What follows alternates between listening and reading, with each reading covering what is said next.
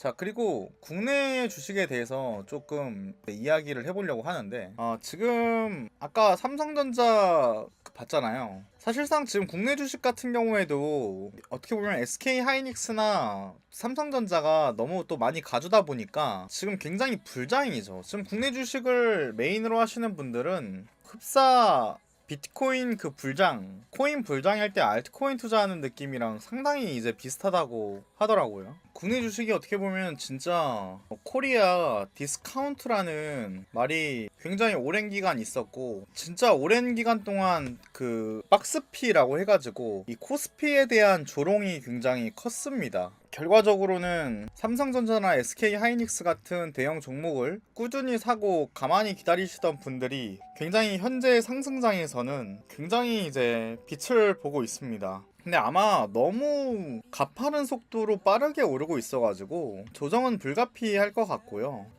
이런 상승이 있고 나서 그 다음 벌어지는 일들이 무엇인가를 살펴봐야 되는데, 지금의 상승세를 놓고 보면 이럴 때 보여줬던 상승세랑 거의 좀 비슷한 수준이잖아요. 이런 수준. 그럼 이때 과연 어느 정도 기간 동안 몇 퍼센트 상승했는지를 봐보면 1985년도부터 1989년까지 640%가 올랐는데, 이때 1200일 동안 올랐네요. 1200일 동안 오르고 하락 역시도 1200일 동안 53%를 합니다. 자, 지금은 대략 1년 정도 168%가 상승을 했는데, 저는 개인적으로 이 상승 추세가 이때도 보면은 중간중간 이렇게 조정은 있었어요. 근데 이런 조정들이 생각하는 것 이상으로 크거든요. 그러니까 중간중간에 이런 거의 한 2달 동안 쭉 빠지는 이런 하락세가 한 번씩 있긴 있는데, 저는 이런 하락 구간이 한 번씩 있긴 있는데, 제 개인적인 관점으로는 이런 하락 구간에 매집을 하면 좀 더 상승하는 구간이 전 길거라고 전 보고는 있습니다. 그냥 상승할 수 있는 구간이 더 높다고 생각을 하고, 다만 지금 같은 때 들어가는 것보다는 안 들어가는 게 낫습니다. 왜냐면은 제가 재밌는 거 하나 알려드리면은, 우리나라가 5천만이잖아요, 인구가. 근데 지금 주식 활동 계좌가 몇 개인지 아세요? 활동 계좌. 그러니까 잠자고 있는 계좌 말고 활발하게 이제 움직이고 있는 계좌를 말씀드리는 겁니다. 몇 개나 지금 하고 있을 것 같으세요? 1200만 개 나왔고, 설마 5000 넘나요? 예, 일단 팔팔한 코기님 말씀처럼, 자, 정답 바로 말하면 재미없으니까 일단 1000만 보다는 넘습니다. 자, 3000만 나왔는데 3000만 보다 높아요. 6000. 자, 근데 6000보다도 높다는 거예요. 그러니까 지금 상상을 초월할 정도로 많은 계좌가 지금 움직이고 있다는 건데 8000보다도 높아요. 자, 정답은 현재 1억 169만 개라고 합니다. 1억 169만 개가 지금 국내 주식 계좌가 움직이고 있다는 거예요. 자, 이럴 수 있는 거는 한 사람이 신한금융투자도 뭐 투자하고, 한투도 투자하고, 뭐 이것저것 다 투자하니까, 우리가 뭐 업비트 쓰고 빗썸도 쓰고 뭐 ISA, IRP 그것도 다 맞습니다. 한 사람이 뭐 여러 가지 계좌를 다 쓸 수가 있으니까. 근데 하여튼 결과적으로 1억 169만 개라고 합니다. 이 1억 169만 개가 어디서 어떻게 추정됐는지는 제가 정확히 모르겠지만, 그래도 지금 대략적으로 1400에서 1500만 명 정도가 이제 실제 투자자로 추산이 된다고 얘기를 합니다. 국민 4명 중에 1명 이상이 주식을 하고 있다고 하고요. 그리고 투자자 예탁금이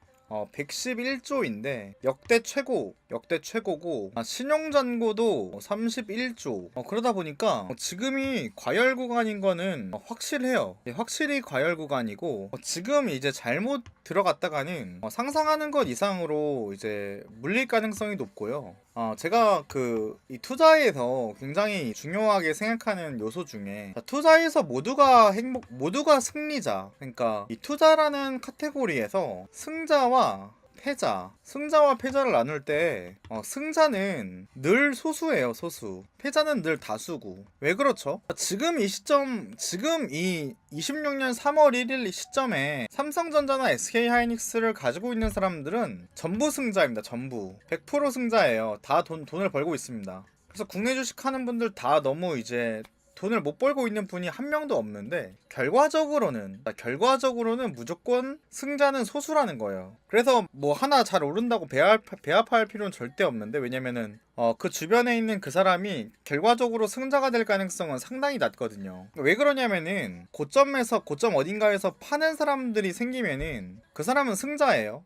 고점에서 첫 번째로 산 사람들은 첫 번째 승자입니다. 근데 두 번째 판 사람도 승자겠죠. 근데 고점에서 팔면 팔수록 가격이라는 거는 내려가기 마련이잖아요. 그럼 내려갈 때는 올라간 것처럼 정말 급격하게 내려가게 되어 있는데, 그러면 그때라도 눈치채서 급격하게 빠르게 잘 매도를 한 사람들은 승자가 될 수 있습니다. 그 소수가 승자가 되는 것이고, 근데 그걸 눈치 못 채고, 고점이라는 걸 눈치 못 채고 급하게 내려갈 때 옳다쿠나 하고 매수하는 사람들이 존재한단 말이죠.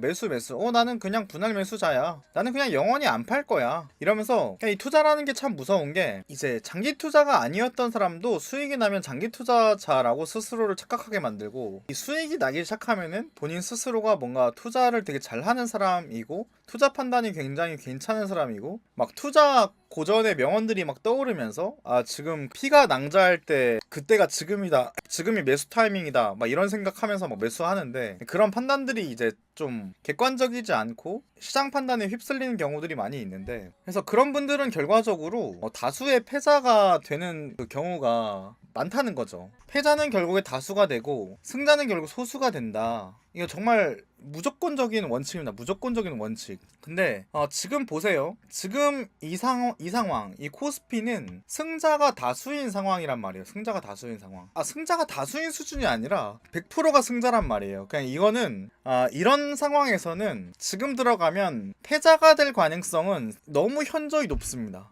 그러니까 예를 들면은 진입 타이밍이라는 걸 고려했을 때 우리가 요런 구간에만 진입을 했어도요, 웬만하면 승자가 될 가능성이 높아요. 근데 여기에 들어간 사람들도 요런 데 가면은 또 욕심이 많이 생겨가지고 안 하던 레버리지나 이런 것들을 또 쓰기 때문에 결과적으로 패자로 빠질 가능성도 사실 높은데, 그만큼 이제 투자가 언제 들어가는지도 중요하지만 사실 그 판단력 자체가 더 중요한 게, 여기 들어갔어도 여기선 1000만원 들어가는데 여기서 이제 레버리지 끌어다가 들어가면은 다 물리는 거죠. 최근에 무슨 스레드라는 그 SNS에 글 올라온 것 중에 어떤 의사분이 쓴 글인데, 본인이 이제 코인 투자 해가지고 뭐 이렇게 저렇게 뭐 해가지고 120억까지 자산이 갔다가 현재는 돈 다 날리고 뭐 집도 날리고 뭐 3억인가 남았다고 했나? 뭐 그렇게 했다고 하더라고요. 그래서 그런 욕심을 줄이고 이런 것들이 사실 그래서 더 중요한 건데, 지금 상황에서 국내 주식은 지금 들어가기에는 결국 패자가 될 가능성이 높은 그런 구간이지 않겠느냐. 그래서 저는 좀